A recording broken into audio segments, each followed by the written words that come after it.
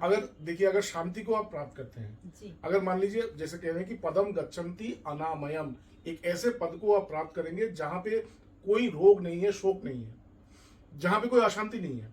तो हम लोगों को अशांति जो जो कारणों से मिलता है, जैसे हमारे अर्थ की कमी, हमारा कोई कार्य नहीं हो रहा है उसके लिए कमी, हमारा कोई मतलब कोई कामना पूर्ण नहीं हो रहा है उसके लिए हमें अशांति होता है। तो जिन जिन कारणों के लिए आपको अशांति होगा वो सब कारण हट जाएंगे, मतलब आपको वो सभी कार्य पूर्ण हो जाएंगे।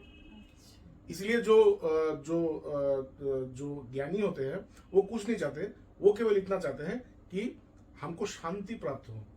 इसलिए आप देखिएगा वैदिक ऋषि मंत्र के पश्चात वो क्या कहते हैं, ओम शांति ओम शांति ओम शांति, क्योंकि शांति प्राप्ति ही सर्व सर्व प्राप्ति है, सर्व कामाप्ति होता है, आप्त काम अवस्था को प्राप्त करते हैं।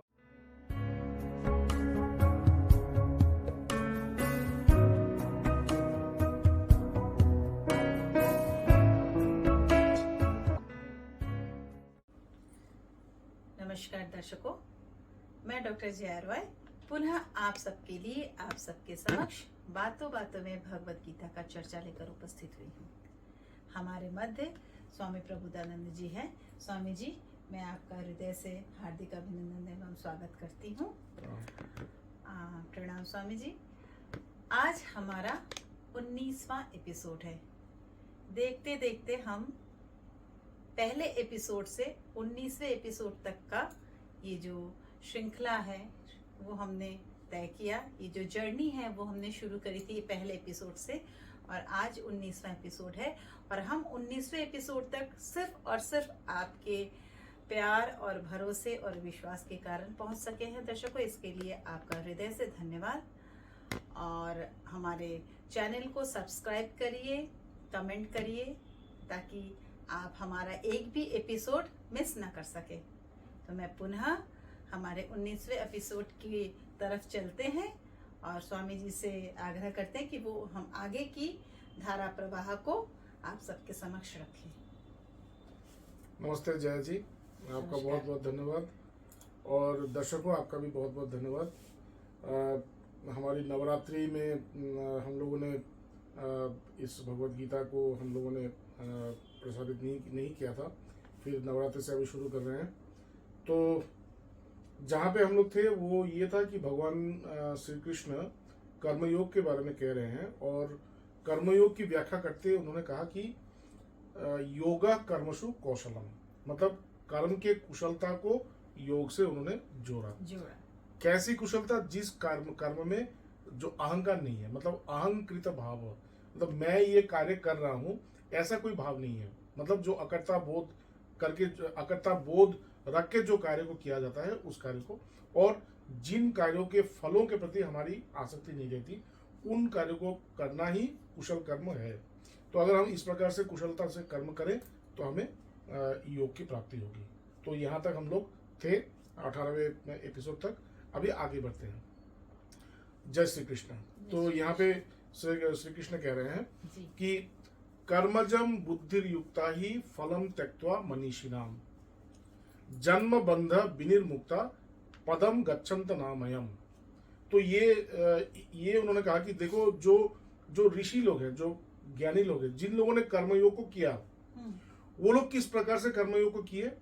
उन लोगों ने कर्मों से उत्पन्न जो फल है उन फलों के प्रति आसक्ति को त्याग करके उन लोगों ने कर्मयोग को किया।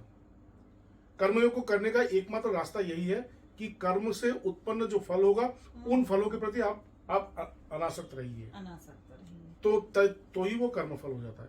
तो इससे इस अगर कर्मयोग करेंगे तो क्या होता है? जन्म बंध विनिर्मुक्ता, ये जो जन्म और मृत्यु का जो बंधन है उससे मैं मुक्त हो जाता हूं।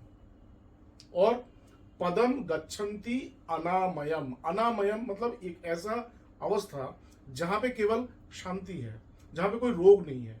रोग मतलब केवल मन का ही नहीं, मतलब शरीर का और मन का और दोनों का, मतलब जहां पे अशांति नहीं है, जहां पे पूर्ण रूप से शांति है, जहां पे रोग नहीं है, भय नहीं है, दोष नहीं है। बिल्कुल।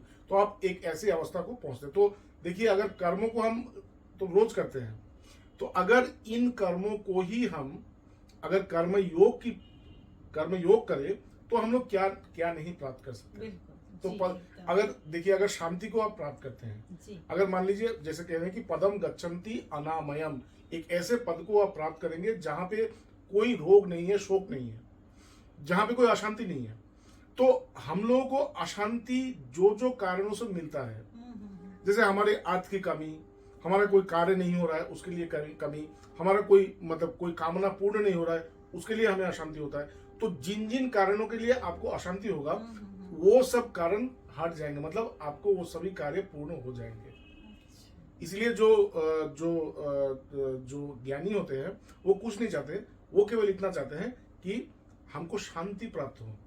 इसलिए आप देखिएगा वैदिक ऋषि मंत्र के पश्चात वो क्या कहते हैं, ओम शांति ओम शांति ओम शांति, क्योंकि शांति प्राप्ति ही सर्व प्राप्ति है, सर्व कामाप्ति होता है। आप्त काम अवस्था को प्राप्त करते हैं, मतलब जो व्यक्ति अपने सभी कामनाओं को पूर्ण करते हैं उन्हें कहता है आप्त कामी। तो शांति का मतलब है कि आप उस आप्त काम अवस्था को प्राप्त किए, मतलब आपके सभी कामनाएं पूर्ण हुई, आपके सभी अभाव पूर्ण हुए, आपके सभी अभाव पूर्ण हुए, आपके सभी कामनाएं पूर्ण हुए। तो इसलिए कह रहे हैं कि जन्म बंध विनिर्मुक्ता पदम गच्छन्त नामयम। ये कर्मयोग करने से हम जन्म और मृत्यु का जो बंधन है इसको भी हम इससे हम मुक्त होते हैं और हमें हमेशा के लिए शांति मिलती है। इसके बाद अभी थोड़ा सा और अंदर जा रहे हैं, अभी आध्यात्मिक तरफ जा रहे हैं। मतलब अब तक क्या था, अब तक सांसारिक रूप से हम किस प्रकार से कर्मयोग को करके हम उस श्रेष्ठ अवस्था तक प्राप्त कर सकते हैं। अच्छा। तो ये जब करते करते एक शब्द के साथ हमारा परिचय हुआ, वो है शांति। अब तक हमें शांति से परिचय नहीं हुआ था, लेकिन जब हम लोग कर्म योग करेंगे तभी हम लोगों को पता चलेगा कि कर्म करते हुए किस प्रकार से शांति पाया जाता है। जैसे हम लोग शांति कैसे पाते हैं, जब हम लोगों ने कोई कर्म किया, अगर उस कर्म में मुझे सिद्धि प्राप्त हुई तभी मुझे शांति मिलता है। लेकिन कर्म करते समय मैं शांत नहीं हूं, मैं हमेशा ही एक एंजाइटी अवस्था में मैं हूं, मतलब होगा कि नहीं होगा, होगा कि नहीं होगा। अगर मुझे इसमें अगर सिद्धि प्राप्त हो गई तो ही मुझे शांति मिलता है। लेकिन कर्मयोग करते समय मैं देख रहा हूं कि कर्म के करते समय ही मुझे शांति बोध हो रहा है, तब मुझे शांति का असली अर्थ जो है वो पता चलता है कि ये शांति का अर्थ है। तो यहाँ पे वो और थोड़ा सा आगे जा रहे हैं, वो कह रहे हैं यदा ते मोह कलिलम बुद्धिर व्यतीतरिष्यति। कह रहे कि देखो इस संसार में चारों तरफ मतलब कोलाहल है, यहाँ पे कोई कुछ बोल रहा है, वहां पे कोई कुछ बोल रहा है, कोलाहल है। लेकिन इस कोलाहल में भी अगर आपका मन मतलब शांत रहे, अगर आपका मन इस कोलाहल में मतलब वो ना हो, मतलब भ्रमित ना हो जाए, क्योंकि मैक्सिमम टाइम में क्या होता है कि चारों तरफ कोलाहल है, हम इसमें पढ़ के हम भी भ्रमित हो जाते हैं, हमको भी पता नहीं चलता कि हमें करना क्या है। लेकिन कह रहे कि अगर कोलाहल में भी अगर आपका मन शांत रहे, यदा ते मोह कलिलम बुद्धिर व्यतीतरिष्यति, अगर आप एक ऐसी अवस्था में पहुंचे जहां पे आप देखें कि चारों तरफ कोलाहल है लेकिन आपका मन शांत है, तब आपको क्या समझना चाहिए, तदा गंतासी निर्वेदम श्रोतव्यस्य श्रुतश्च। तब आपको जानना होगा कि आपने उस ऐसी अवस्था को प्राप्त किया है जिसे निर्वेद कहते हैं। वेद का मतलब है ज्ञान, निर्वेद मतलब जहां कोई ज्ञान नहीं हो। तो जहां पे कोई ज्ञान नहीं हो इसका मतलब क्या है, जहां पे आपको किसी प्रकार की ज्ञान की आवश्यकता ना पड़े। तो कौन सी वो अवस्था है, जब आप उस सर्वोत्तम ज्ञान को प्राप्त करेंगे, जब आप उस चरम ज्ञान या सर्वोत्तम ज्ञान को प्राप्त करेंगे तभी आपको किसी ज्ञान की आवश्यकता नहीं होगी।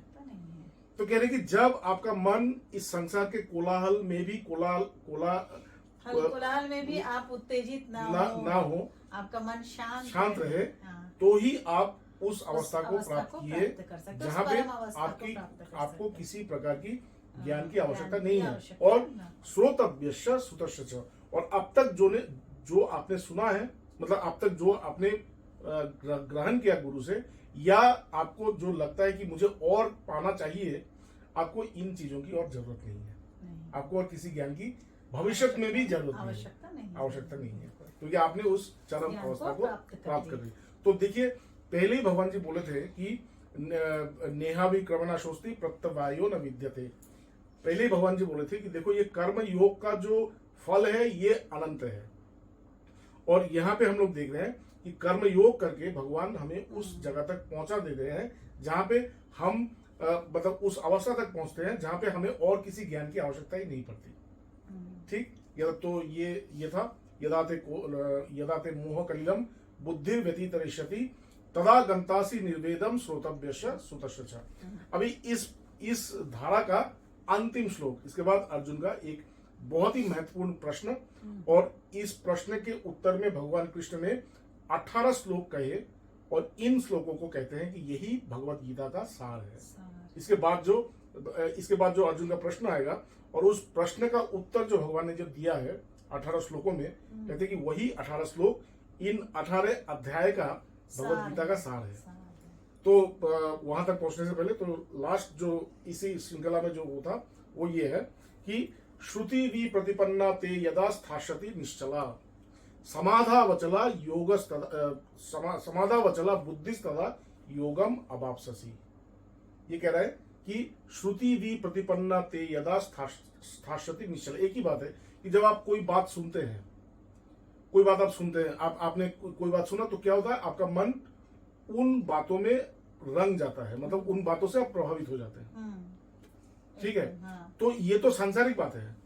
कह रहे कि जब वेदों की बात सुनकर भी तुम्हारा मन प्रभावित ना हो, मतलब वेदों में या वेदांत में जब उस परम सत्ता के बारे में सुनकर भी तुम प्रभावित ना हो, मतलब तुम्हें ऐसा ना लगे कि तुम्हें किसी और वस्तु की आवश्यकता हो, इसका मतलब तुमने हमेशा उस वस्तु को प्राप्त कर चुका। तो श्रुति भी प्रतिपन्ना ते यदा स्थास्यति निश्चला, जब आपने किसी प्रकार की बातों को सुनकर भी आप देखते हैं कि आप हमेशा ही निश्चल रूप से हैं, आप स्थिर हैं। हाँ, बिल्कुल स्थिर, मतलब निश्चल रूप से आप स्थिर हैं। निश्चल मतलब उसमें कोई स्पंदन नहीं है, स्पंदन नहीं है, आप एकदम निश्चल है, एकदम शांत है। तब क्या होगा, समाधा वचला बुद्धिस्तदा योगम अवाप्स्यसि। और जब आपका इस प्रकार का मन निश्चल रहेगा तभी आपको पता चलना होगा कि आपका मन उस समाधि या उस समाधान को प्राप्त कर चुका है। आपका मन जो समाधान, जो जीवन तो एक प्रश्न है हम सबके प्रति, तो जीवन में हम लोग उस समाधान को खोजते हैं। हमारे विभिन्न कार्यों के माध्यम से हम लोग एक समाधान खोजते हैं। सभी के मन में एक प्रश्न होता है, सभी के जीवन में एक प्रश्न होता है, एक उसको सॉल्व करना होता है, लेकिन वो कार्य करते जाता है, लेकिन उसे वो समाधान मिलता नहीं है। भगवान कृष्ण कह रहे हैं कि जब आपकी मन की अवस्था ऐसा होगा कि चारों तरफ कुछ भी सुनने के पश्चात भी आपका मन स्थिर रहे, निश्चल रहे, तभी आपको पता चलना चाहिए कि आपका मन ने उस समाधान अवस्था को प्राप्त किया, और इसी समाधान अवस्था को योगम अवाप्स्यसि, इसी समाधान अवस्था को योग कहते हैं। तो भगवान कृष्ण ने यहाँ पे क्या किया, मन मतलब कर्म को मन से जुड़ा, और मन के परिवर्तन से मन के निश्चल भाव को प्राप्त करना ही योग को बताया। तो ये मतलब जो आध्यात्मिक पथ में जो चलते हैं उनके लिए ये जो कर्म योग है ये बहुत ही सुगम हो गया। उनका ये जो पथ है, आध्यात्मिक पथ है, ये बहुत ही सरल हो गया। तो यहाँ पर भगवान कृष्ण ने ये कहने के बाद अर्जुन ने एक प्रश्न किया था। वो प्रश्न हम अगले एपिसोड में हम लोग चर्चा करेंगे। तो अर्जुन का प्रश्न था कि स्थित प्रज्ञस्त का भाषा समाधिस्थस्य केशव स्थितधि किम प्रभाषेत किमासीत ब्रजेत किम। ये प्रश्न था और इसका उत्तर भगवान ने दिया। और ये हम लोग अगले एपिसोड में आपसे जानेंगे। ठीक है स्वामी जी, आपने बहुत ही प्रभावपूर्ण बातें कही हैं, और अगले एपिसोड में हम पुनः अपनी बातों में भगवत गीता का चर्चा लेकर के उपस्थित होंगे। तब तक के लिए दर्शकों आपसे नमस्कार, विदा लेते हैं। हम पुनः अपने अगले एपिसोड को लेकर आप सबके समक्ष उपस्थित होंगे, पर उससे पहले आप भूलिएगा नहीं हमारे भगवत गीता के चैनल को सब्सक्राइब करना और कमेंट करना। आपका प्यार, आपका भरोसा हमें अपने पथ पे आगे अग्रसर करने के लिए आग्रह करेगा। धन्यवाद। शुभ रात्रि।